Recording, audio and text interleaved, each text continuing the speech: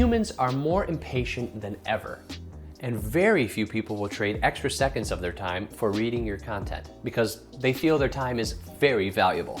So big, bold imagery is important. We read less and less these days. If you want to stop traffic, you need to have traffic stopping visuals. This is the Stand Out Like a Moose, Not a Mouse marketing video series where you'll get regular, high-value advertising and marketing advice that will help your business to thrive right here in Alaska.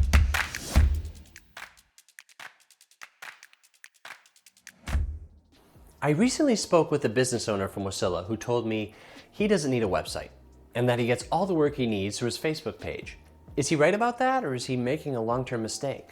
These days, many are opting for just a Facebook or Instagram page, but if you're serious about growing your business and increasing your revenue, name one major enterprise or middle market company in Alaska, for that matter, that does not have a website. As far as I can tell, none. They don't exist. So it all depends on what your goals are. If you want to remain a small business, skip this video. If you want to build a formidable company and be the category leader in your space, watch the rest. Websites are important. Why? Because it's an opportunity for your target market to experience your brand. Facebook and Instagram are more informal platforms that can be perceived as a lazy effort, some photos slapped together. A website, on the other hand, shows you care and says a lot about your ethos and corporate character. Also, it's never a good idea to only leverage one or two platforms that ultimately you don't control. They can change their algorithms without you knowing it, which affects who sees your posts.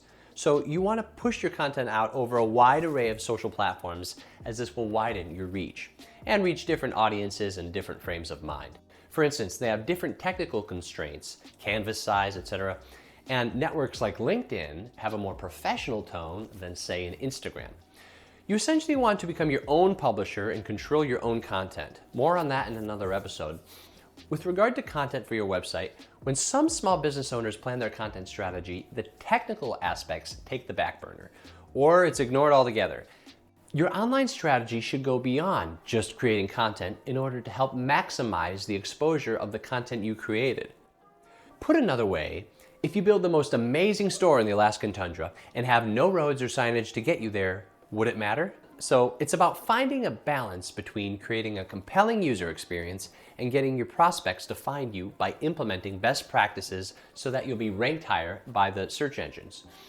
It's important to realize that at this time, humans are more impatient than ever, and very few people will trade extra seconds of their time for reading your content because they feel their time is very valuable.